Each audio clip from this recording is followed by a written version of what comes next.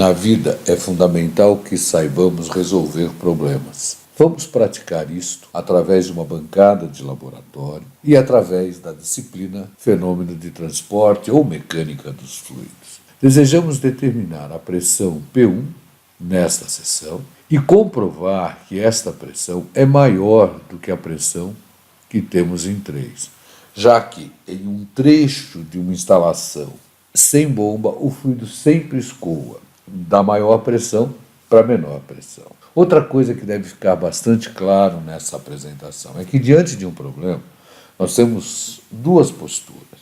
Uma, podemos ficar esperando que o problema nos fale alguma coisa, e isso jamais vai acontecer. E a segunda, podemos partir para a solução do mesmo. Espero que vocês sempre adquiram a segunda postura. Não esperem para resolver o problema, e sim vão resolvê-lo. Para a compreensão desse problema, é fundamental que a gente recorde as leituras em manômetros metálicos tipo Bourdon, onde lemos a pressão manométrica, que é sinônimo de pressão na escala efetiva. Nesses aparelhos, nós sempre estaremos lendo a pressão que entra menos a pressão externa ao bulbo. E lemos essa pressão aqui no centro, onde temos essa mola calibrada. Então, a leitura da pressão manométrica é em relação ao centro do manômetro. Diante disso, é importante observar que quando o mesmo é instalado na sua parte inferior e desejamos determinar, por exemplo, a pressão nesta seção, ela tem uma diferença de cota em relação à leitura do manômetro metálico, uma diferença de uma cota H. Então aqui nós teríamos uma carga de pressão, já que o fluido nesse trecho se encontra em repouso. Nessa situação é interessante eu corrigir a pressão lida no manômetro em relação à pressão desta seção. A pressão nessa seção será sempre a pressão manométrica, mas, já que eu desço, o gama do fluido considerado vezes a carga de pressão. Agora, existe uma outra maneira que eu posso instalar o manômetro no seu eixo. Nessa situação, o meu H é igual a 0 e eu não tenho nada para corrigir. Então, o que eu estou lendo já é a pressão na própria seção. Então, para o nosso exercício, nós temos uma correção a fazer em relação a esse H. Então vamos pensar na solução desse exercício pela hidrostática. Hidrostática significa, nesta região e dentro dos manômetros diferenciais, o fluido se encontra em repouso. E o que nós temos? Nós temos a pressão manométrica 12 PSI, ou seja, 12 polegadas, libra-força por polegada ao quadrado. Nós temos esse desnível para correção da leitura do manômetro, de 105 milímetros. Temos o desnível H2, nesse manômetro diferencial em forma de U igual a 230 milímetros. Temos o desnível de 160 milímetros. Sabemos que tanto a água quanto o mercúrio encontram-se a 24 graus Celsius. Então nós teríamos que recorrer a uma consulta para a determinação das suas massas específicas. Consultando, nós teríamos massa específica da água a 24 graus Celsius, 997,3 kg por metro cúbico.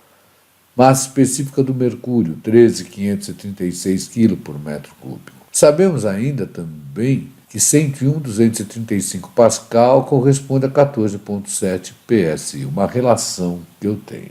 Na verdade, isso aí foi uma atividade que nós já fizemos com a denominação de atividade supervisionada. Vamos resolver. Para resolver, eu sempre vou adotar uma origem.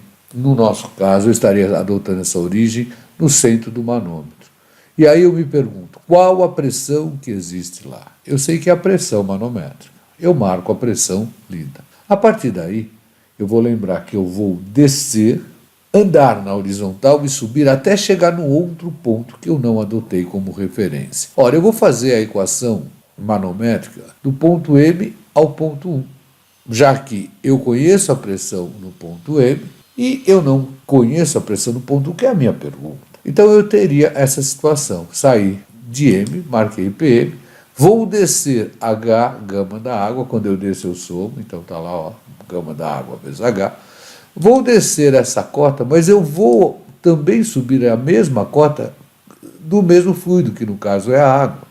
Quando eu desço eu somo, e quando eu subo eu subtraio, então uma corta com a outra. Vou descer H2 de mercúrio, quando eu desço eu somo, então mais gama do mercúrio vezes H2. Vou descer esta cota, vou subir a mesma cota de mercúrio. Quando eu desço eu somo, quando eu subo eu subtraio, então elas também vão se cancelar. Vou subir H2 de água, quando eu subo é negativo, então menos gama da água vezes H2, e igualo com a pressão no ponto 2. Só que se eu adotasse o ponto 2 como origem, eu sairia do 2 para chegar no 1.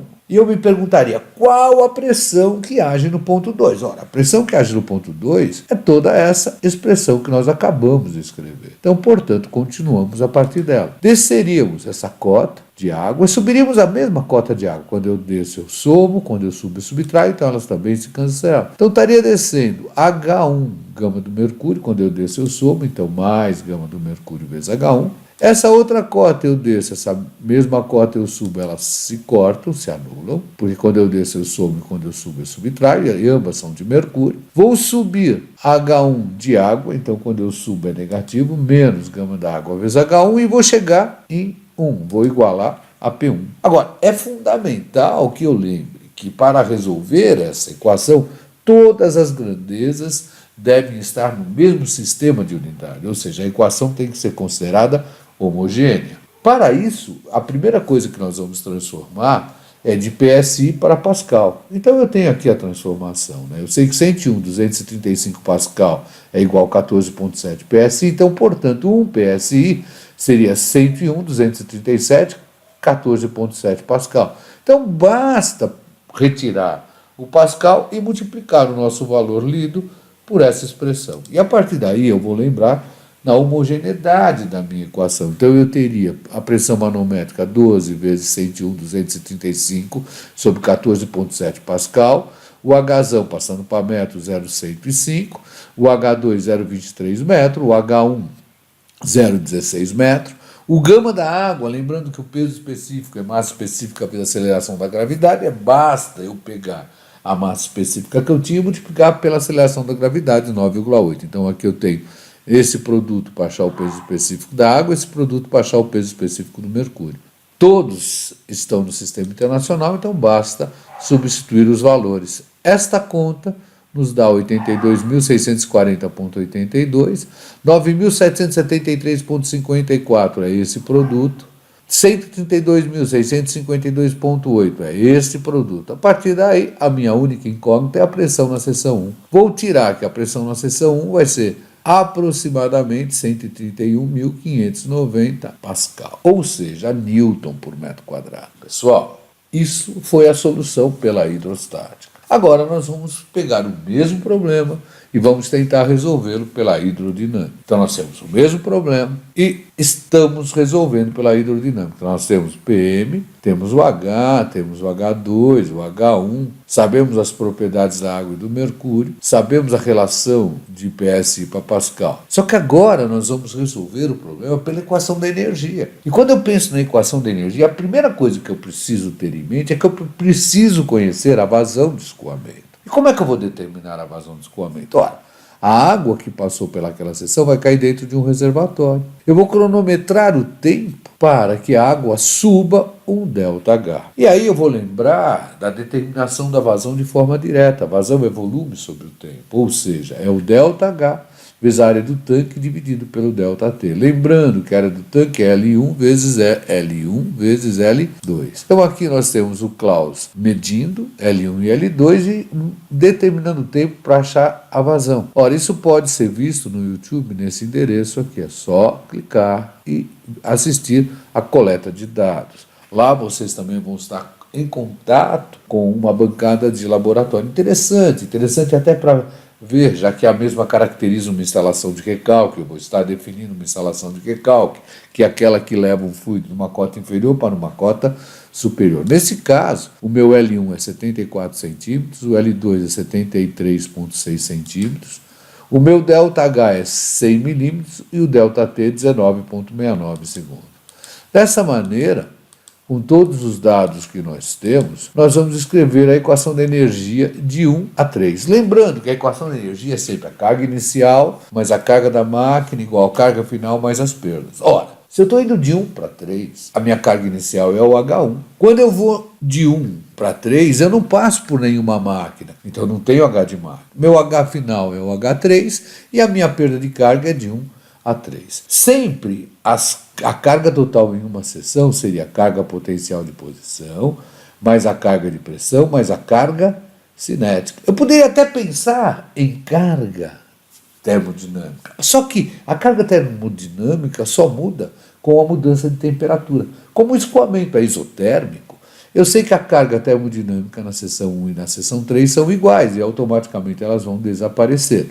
Então eu teria isso igual a carga potencial em 3, mais a carga de pressão em 3, mais a carga cinética em 3, mais a perda de 1 a 2, mais a perda de 2 a 3, já que essa soma me caracteriza a perda de carga de 1 até 3. Adotando o pHr no eixo do tubo. Se eu adotar o pHr no eixo do tubo, automaticamente eu sei que Z1 é igual a Z3. Por outro lado, nós sabemos que a pressão P3 seria a minha pressão lida aqui, corrigida com gama vezes H. Então eu estou corrigindo essa pressão e achando a minha pressão em 3 em 83.667,04 Pascal. Dessa forma, eu já vejo que eu tenho a necessidade, já que eu conheço a vazão, de achar as velocidades médias, tanto na seção 1 quanto na seção 3, e através da velocidade média calcular o número de Reynolds e definir os coeficientes de Coriolis, ou seja, o α1 e o α3. Ora, eu vou achar a vazão, ΔH passando para metro 0,1 vezes 0,74 vezes 0,73, que seria L1 e L2,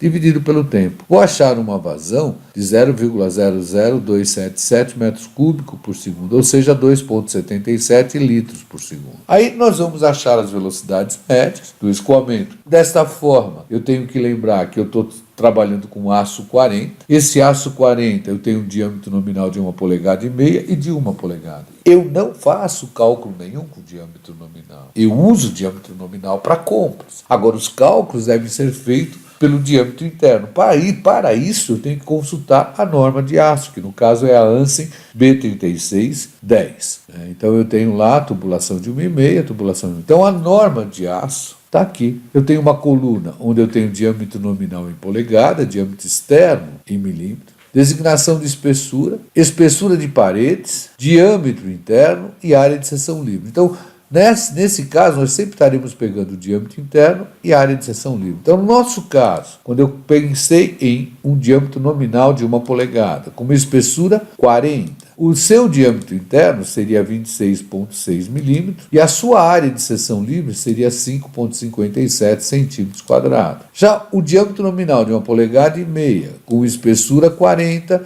teria um diâmetro interno de 40,8 milímetros e uma área de 13,1 centímetros quadrados. Então, voltando para a nossa bancada, eu vou calcular as velocidades médias, já que eu tenho a vazão. Então, eu teria, no caso de V1, que é 1 polegada e meia, seria a vazão em metros cúbicos por segundo e a área também em metro quadrado, para que possamos ter uma homogeneidade. Então, como eu tenho a área em centímetro quadrado, para transformá-la para metro quadrado, basta dividir por 10.000 ou multiplicar por 10 a menos 4. Então, eu estou tendo uma velocidade média na seção 1 na ordem de 2,12 metros por segundo. Na seção 3, onde a minha área é 5,57 centímetro quadrado, passei para metro quadrado, ou seja, multipliquei por 10 a menos 4, vou ter uma velocidade média de 4,97 metros por segundo. Importante observar que, na prática, eu estaria revendo o dimensionamento desse tubo de 1 polegada, já que essa velocidade está excessivamente alta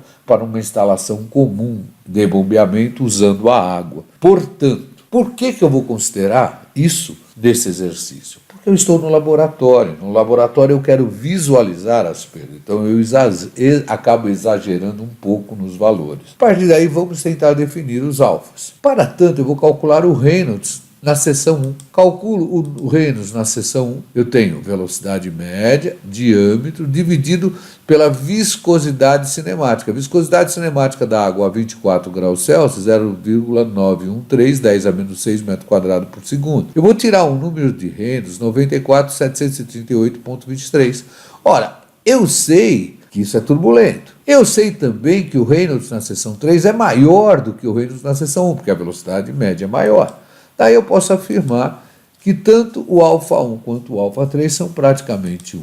Voltando para a nossa equação, nós teríamos a pressão P1 dividido pelo gama da água, já que é a água que escoa, mais o alfa, que é 1, velocidade média na seção 1, dividido por 2G igual a pressão na seção 3, dividido pelo gama da água, mais o alfa, que é 1, vezes a velocidade média na seção 3, dividido por 2G, mais as perdas de 1 para 2 e a perda de 2 para 3. Portanto, eu tenho que achar essas perdas se eu quero realmente determinar a minha pressão P1 pela hidrodinâmica. E como é que eu vou determinar de princípio essa perda? Eu vou aplicar a equação da energia, por exemplo, de 2 a 3.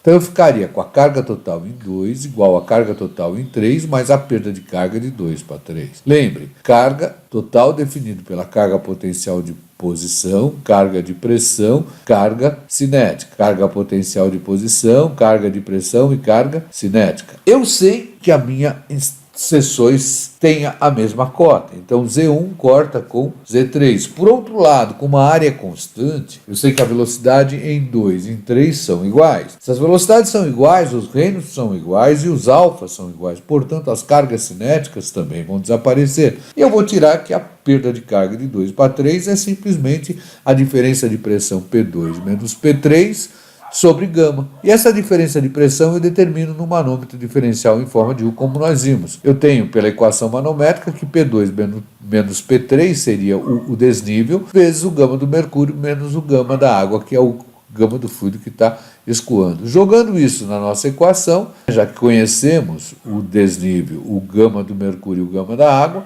obtemos uma perda de carga de 2 para 3 de 2,892 metros. Agora nós vamos aplicar a equação de energia de 1 a 2. Só que neste caso eu teria a carga total em 1 igual a carga total em 2 mais as perdas de 1 a 2. Novamente, carga potencial, carga de pressão, carga cinética, carga potencial, carga de pressão e carga cinética. Só que aqui eu só corto os Z's. Por quê? Porque as velocidades são diferentes. As áreas vão ser diferentes. Então eu vou tirar que a minha perda de 1 para 2 seria P1 menos P2 sobre o gama da água, mais o alfa, que eu sei que é 1, velocidade em 1, 2,12 ao quadrado, menos o alfa, que é 1, vezes 4,97 ao quadrado, sobre 19,6. Observem que esse valor está dando negativo. Porém, a soma vai dar positivo. Não tem sentido eu ter uma perda de carga negativa. Perda de carga negativa seria a mesma coisa que você andar com o seu veículo e estar fabricando combustível. Seria legal, mas isso até hoje não é verdade. Então, vamos achar agora novamente P1 menos P2. Ora, P1 menos P2 é pela equação manométrica aplicada a esse manômetro aqui. Então eu tenho P1 menos P2 H1 gama do mercúrio menos o gama da água. Passo a ter o desnível 0,160, tenho o gama do mercúrio, o gama da água, tiro a perda de 1 para 2, que vai nos dar 0,981 metros. Observe que é uma perda bem menor do que a anterior. Por quê? Na anterior eu tenho um comprimento diferente de zero, aqui eu tenho um comprimento desprezível. Na anterior a minha velocidade é bem maior do que aquilo que eu tenho aqui, já que eu tenho duas velocidades. Mas nós vamos discutir isso daqui a alguns instantes. Por enquanto vamos achar essa perda de carga, voltamos para a nossa equação. Agora nós já temos a perda de 1 a 2, perda de 2 a 3, podemos achar a pressão P1. Substituindo os valores, nós vamos achar um P1 131.596 Pascal, contra o que nós havíamos achado pela hidrostática de 131.590 Pascal. Ora, muito próximo, a diferença certamente é desprezível. Então eu acabo de observar que eu posso solucionar o mesmo problema tanto pela hidrodinâmica como pela hidroestática. Vamos refletir um pouco sobre essas perdas que nós acabamos de calcular. Volto a frisar. Quando eu fui de 1 para 2, o meu comprimento era desprezível. De 2 para 3 ele já não era. De 1 para 2 eu tinha variação de área. Quando eu fui de 2 para 3, a área era mantida constante. Está me parecendo que existem dois tipos de perda de carga. Isso mesmo, eu tenho realmente dois tipos de perda de carga. Isso deve ficar bastante claro quando eu revejo a nossa bancada de laboratório. Vamos voltar para lá. Então, quando eu fui de 1 para 2, eu tinha uma área constante, o meu comprimento não era desprezível e eu não tinha nenhum acessório hidráulico entre essas duas seções. Quando isso ocorre, eu vou falar que eu estou tendo a perda de carga distribuída ou a perda de carga contínua, que nós vamos representar pela letra HF. Então aqui a minha perda de 1 a 2 seria a perda distribuída de 1 a 2. Já nos trechos com comprimentos desprezíveis, onde eu tenho uma presença de um acessório hidráulico, uma mudança de direção, uma mudança de seção, ocorre o que nós chamamos de perda de carga localizada ou singular, que no nosso curso nós representamos por HS. Portanto, quando eu considero de 3 a 4 com comprimento desprezível, eu tenho um acessório hidráulico aqui que é uma válvula gaveta. Aqui eu tenho a perda de carga localizada na válvula gaveta. Quando eu considero a luva de redução, então eu estou de 1 a 2, eu tenho uma redução diária. E aqui eu tenho uma perda de carga localizada também. Portanto, nesta bancada, a perda de 1 a 2 é uma perda singular de 1 a 2 e a perda de 3 a 4 é uma perda singular de 3 a 4. Para os projetos, não podemos usar os procedimentos mostrados até agora, já que ainda a instalação não existe fisicamente. E aí, como fazemos? Recorremos às equações empíricas, ou seja, aquelas que são obtidas através de ensaios em laboratórios. Vamos começar então?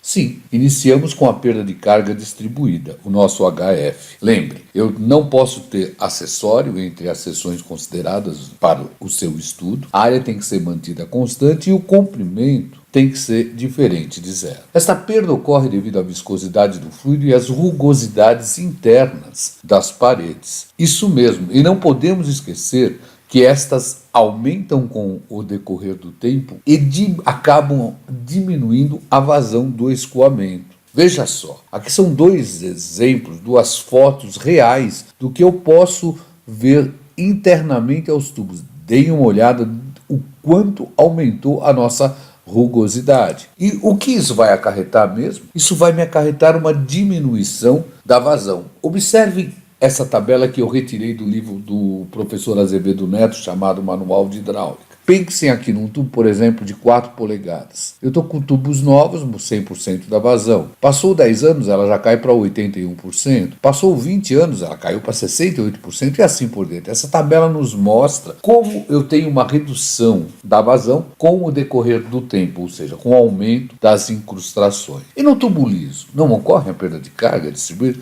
Também ocorre. E como nós vamos calcular essa perda de carga? Devido à viscosidade e à rugosidade. Ela também recebe o nome de contínua, certo? Sim, é distribuída ou contínua. Nós vamos recorrer a uma das maneiras que não apresenta nenhuma limitação. Existem várias maneiras para o seu cálculo. Hoje nós vamos estar apresentando a fórmula universal, também chamada fórmula de Darcy-Weisbach. Nós temos, nesse caso, que a perda de carga distribuída é igual a um coeficiente de perda de carga distribuída vezes o comprimento do trecho considerado, dividido pelo diâmetro hidráulico vezes a velocidade média ao quadrado sobre 2G. Ora, lembrando que a velocidade média é a vazão sobre área, nós também podemos calcular essa perda de carga distribuída pelo coeficiente de perda de carga distribuída, que também é chamado de coeficiente de Darcy ou coeficiente de Darcy-Weisbach, vezes o comprimento do trecho considerado dividido pelo diâmetro hidráulico vezes a vazão ao quadrado sobre 2G vezes área ao quadrado. A fórmula universal acaba sendo, até hoje, a mais empregada, principalmente porque ela é válida para qualquer tipo de fluido e para qualquer tipo de material. Vamos aprender fazendo. Resolvam os próximos problemas. Considerando a perda de carga de 2 a 3, especifique o coeficiente de perda de carga distribuída experimental nesse tubo. Bom, na verdade, é simplesmente para eu aplicar a fórmula universal. Eu tenho a perda de carga, que nós havíamos calculado, 2,892. Tem uma vazão de escoamento, 2,77 litros por segundo. E pela norma ANSI B36, nós tínhamos visto que para o diâmetro nominal de 1 polegada, às 40, o diâmetro interno era 26,6 milímetros e a área 5,57 centímetros quadrados. O comprimento de 2 metros. Vamos adotar a aceleração da gravidade, 9,8 metros por segundo ao quadrado. Vamos aprender fazendo. Como trata-se de um tubo de seção transversal circular e forçado, podemos reescrever a fórmula universal. Por quê? Porque o diâmetro hidráulico é o próprio diâmetro interno e a área seria πd ao quadrado sobre 4. Dessa forma, eu posso falar que a perda de carga distribuída seria 16 sobre 2G vezes π ao quadrado, vezes o coeficiente de perda de carga distribuída, vezes o comprimento considerado, o diâmetro à quinta, vezes a vazão ao ao quadrado. Substituindo os nossos valores, eu tenho aqui a perda, 2,892, 16, 2 vezes 9,8, π ao quadrado, vezes o coeficiente de perda de carga distribuída, vezes o comprimento, que é 2, o diâmetro passando para metro, 0,0266 elevado à quinta, vezes a vazão em metro cúbico por segundo ao quadrado, por isso que eu dividi por 1000. Ora, a nossa única incógnita é o F. Tiramos um F de 0,0303. Legal, isso eu até entendi, mas será que ele vai coincidir com quando o acharmos de outra maneira? Vamos discutir isso logo adiante. Vamos voltar para a nossa situação da perda de carga localizada. Como nós vamos calculá-la? Como vamos calcular o nosso HS? Uma das possibilidades é pela equação. HS, a perda de carga localizada ou singular, é igual ao coeficiente de perda de carga singular vezes a velocidade média ao quadrado sobre 2G, que é igual também, lembrando que a velocidade média é vazão sobre área, ao coeficiente de perda de carga localizada ou singular, vezes a vazão ao quadrado, sobre 2G vezes a área ao quadrado. Vamos novamente considerar aquilo que nós já estudamos. Vamos pegar o trecho que nós tínhamos lá, a redução de 1 para 2. Nós calculamos as perdas de 0,981. A vazão era 2,7710 a menos 3, ou seja, 2,7 litros por segundo. Tínhamos um diâmetro de 1,5 polegadas, pela norma Hansen. O diâmetro interno era 40,8 e a área 13,1 centímetro quadrado. 1 polegada, Hansen B3610, diâmetro interno 26,6 milímetros e área 5,57 centímetro ao quadrado. Lembre que para esse diâmetro havíamos achado uma velocidade média de 2,12, um coeficiente de Coriolis 1, já que o Reynolds era turbulento, bem maior do que 4.000, e aqui também, nós havíamos achado uma velocidade média de 4,97 metros por segundo. Vamos adotar o G 9,8 metros por segundo ao quadrado. Importante aqui, por que esse exemplo foi considerado?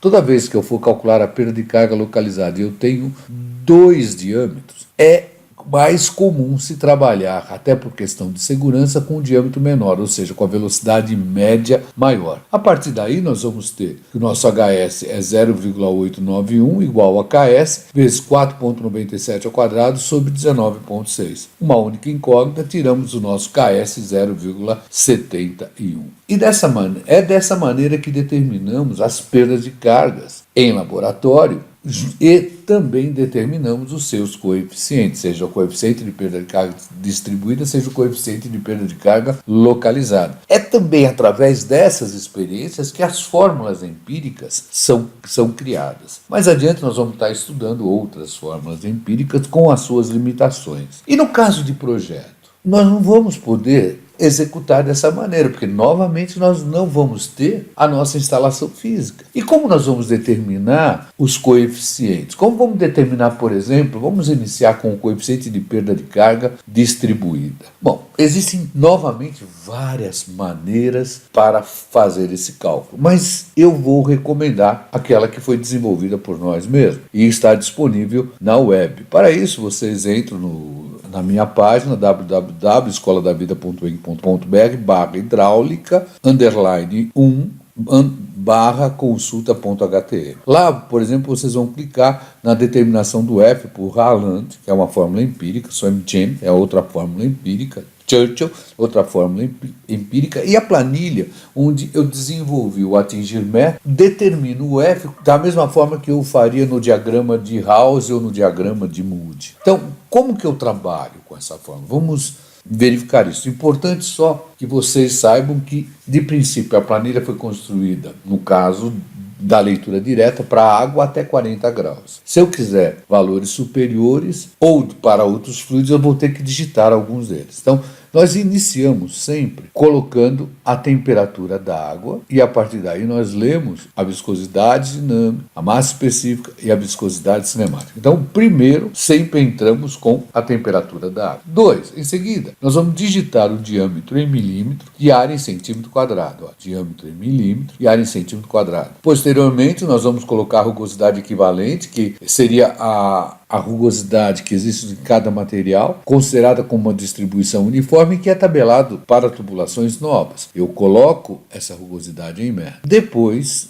nós vamos digitar a vazão em metro cúbico por hora. Então, se nós tivermos com a vazão em litro por segundo, basta multiplicar por 13,6, nós já teremos em metro cúbico por hora. Clicamos na última aba, onde nós temos lá a comparação dos Fs, e lá nós vamos ter vazão, velocidade média, Reynolds e todos os Fs. E aí basta trabalhar com eles. Então é nessa última aba e aqui nós temos as leituras dos Fs. Não esqueça, para o escoamento laminar eu não vou precisar de nada disso. Por quê? Porque para o laminar, quando o Reynolds é menor ou igual a 2000, o meu F é 64 sobre o número de Reynolds. E a partir daí eu não preciso usar nem planilha, nem gráfico, nem nada. É simplesmente fazer uma continha, 64 dividido pelo número de Reynolds. Alguns exemplos de rugosidades equivalentes. E no caso do KS? No caso do KS é simples. Nós temos aqui o quê?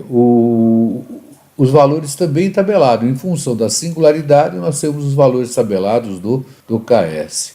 Como apenas algum exemplo. Só que, claro, outras bibliografias devem ser consultadas. Aqui, por exemplo, eu também tenho os catálogos, tanto da Tupi quanto da Mipel, que dão valores. No caso da Tupi, só ela não dá o KS, não. Ela vai dar um valor do comprimento equivalente, que é o que eu mais uso para a execução de projeto. Quando eu uso o comprimento equivalente, é um comprimento imaginário que substitui a singularidade e, a partir daí, eu só considero perda de carga distribuída. Então, a singularidade é substituída por um comprimento fictício, onde eu tenho uma perda de carga distribuída precisamente igual à perda de carga localizada. Um exemplo aqui da tabela dos L's equivalente em função das singularidades. Novamente, afirmo, a Tupi eu tenho lá disponível para vocês, lá na web, e a Mipel. No caso da Mipel, eu tenho tanto o KS quanto os L's equivalentes. Vamos aplicar os conceitos do cálculo da perda de carga distribuída pela fórmula universal, compatível com o desenvolvimento de projetos. Considerando o trecho de 2 a 3, calcule a perda de carga distribuída neste trecho. Eu tenho um comprimento de 2 metros, área constante, não tem singularidade nenhuma, então aqui eu só tenho perda de carga distribuída. Eu tenho uma vazão de escoamento de 2,77 litros por segundo, aceleração da gravidade 9,8 metros por segundo ao quadrado, rugosidade equivalente do aço 4,6 vezes 10 a menos 5 metros, diâmetro nominal de 1 polegada, aço 40, que pela norma ANSI B3610, vai me dar um diâmetro interno de 26,6 milímetros e uma área de seção livre de 5,57 centímetros quadrados. Vamos recorrer à fórmula universal, ou seja, sabemos que a perda de carga distribuída é o F,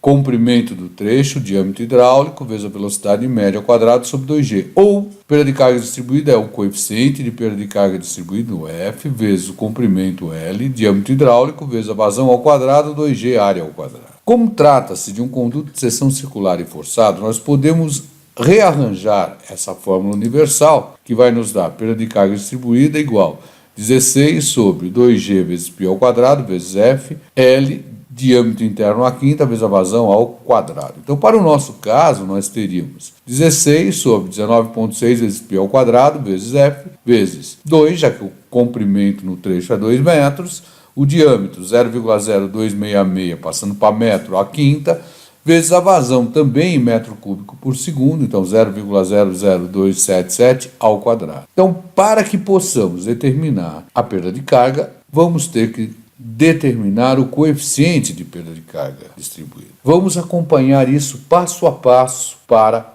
que fique claro a sua determinação. Bom, vamos ver como determinamos o coeficiente de perda de carga distribuída, nosso F. Entramos no site www.escoladavida.eng.br. Vamos clicar na engenharia.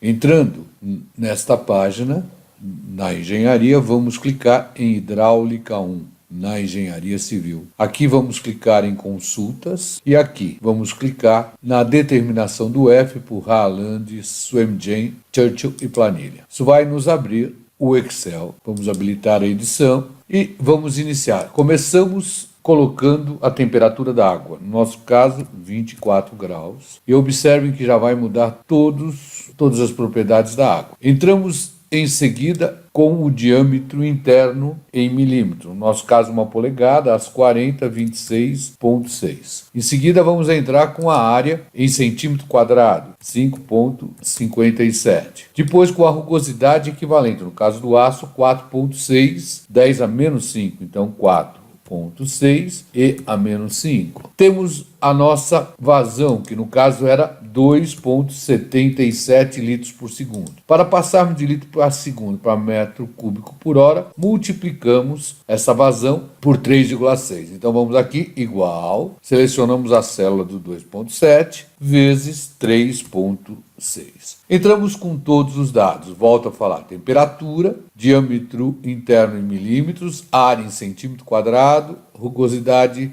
equivalente em metros e a vazão em metro cúbico por hora. Procuramos a última aba, comparação dos F, clicamos e temos aqui todos os valores: vazão, velocidade, Reynolds e os Fs correspondentes. Geralmente trabalhamos com o maior, e esse maior geralmente nos dá o do Churchill.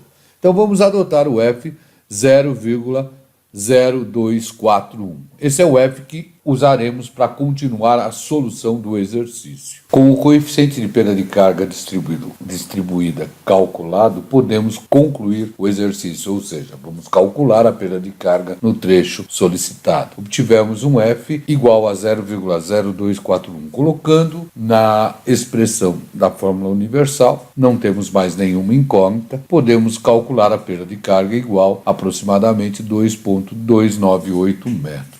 O valor obtido com os dados do laboratório foi 2,892 metros, cerca de 20,5% maior do que esta. Está coerente, já que a tubulação da bancada não é nova, tem cerca de 20 anos. Com o envelhecimento, ocorre alteração na rugosidade e, em consequência, um aumento da perda de carga, como havíamos visto na tabela do professor Azevedo Neto. Lá, além de mostrar o aumento da perda de carga, mostrava a redução da vazão do escoamento. Bom, moçada, espero ter ajudado vocês com esta introdução ao estudo de perda de carga, já que ela é base para o desenvolvimento de projeto de instalações de bombeamento. Qualquer dúvida, entre em contato com raimundo.ignacio@escoladavida.eng. Bons estudos.